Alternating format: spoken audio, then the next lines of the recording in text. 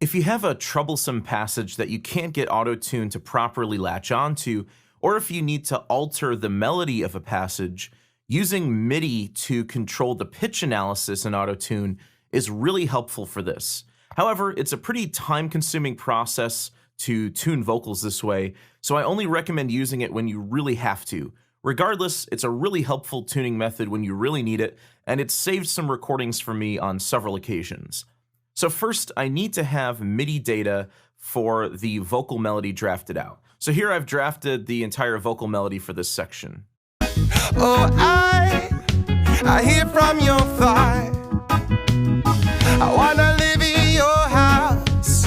I wanna live in your house. Just note that repeated notes don't have to be re-entered. You can just have one long MIDI note for those passages because auto-tune is just going to use these MIDI notes as a pitch reference rather than using the key and scale as a pitch reference. Also notice that some notes at the beginning of phrases come in a little bit early. That's totally okay. Again, the MIDI notes are just a pitch reference. When we're done, you're not actually going to hear these notes being played. If you're just applying this tuning method to a small portion of the overall vocal, I highly recommend that you isolate this section on a separate track. Next, you actually have to use Auto-Tune Pro as a MIDI-controlled effect, so I'll replace my EXS24 piano instrument with Auto-Tune Pro. Next, I'll move all of my processing plugins from the audio channel over to the instrument channel because I want to keep my EQ, compression, and other processing for after the Auto-Tune processing. Next, with Auto-Tune Pro open, I'll go up to the sidechain input in the upper right corner, and I'll select the audio track as my sidechain input source. Now, I'm doing this in Logic, so this is just how Logic handles sidechain inputs. However, all DAWs can do this. It might just be a bit of a different process in your DAW. It's just a matter of how the DAW handles sidechain routing. Next, I'll mute the original audio channel for the vocals. If I don't, what's going to happen is I'm going to hear both the original and the tuned vocal at the same time, because the sidechain input is sending the signal from the audio channel into the Auto-Tune plugin on the instrument channel. So the output of the vocal is actually going to come from the instrument channel. Next, in Auto-Tune, I'll just click the advanced view and make sure that MIDI target notes is selected. And what this will do is it'll use the notes in the MIDI region as a tuning reference. Oh, I hear from your thigh.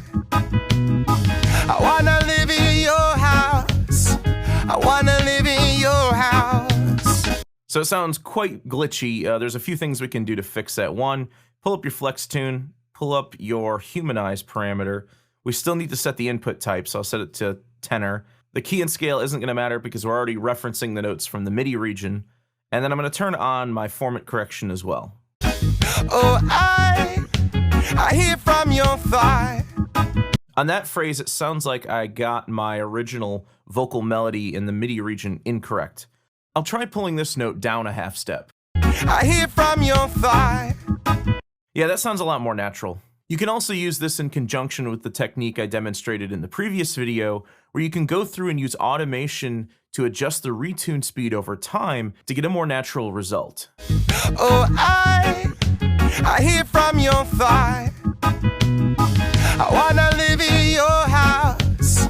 I wanna live in your house. So that's how you can use MIDI as a pitch reference to control your vocal tuning in Auto-Tune.